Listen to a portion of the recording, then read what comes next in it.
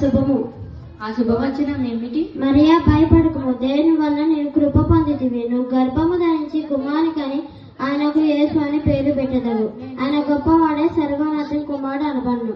నేను పురుషుని ఎరగనని ఎలా జరుగును? పరిశుద్ధాత్మ నీ మీదకి వచ్చును, సర్వోన్నతుని శక్తి నిన్ను కమ్ముకొనును. కనుక పుట్టబో శిష్యుడు పరిశుద్ధుడై దేవుని కుమారుడు అనబడును.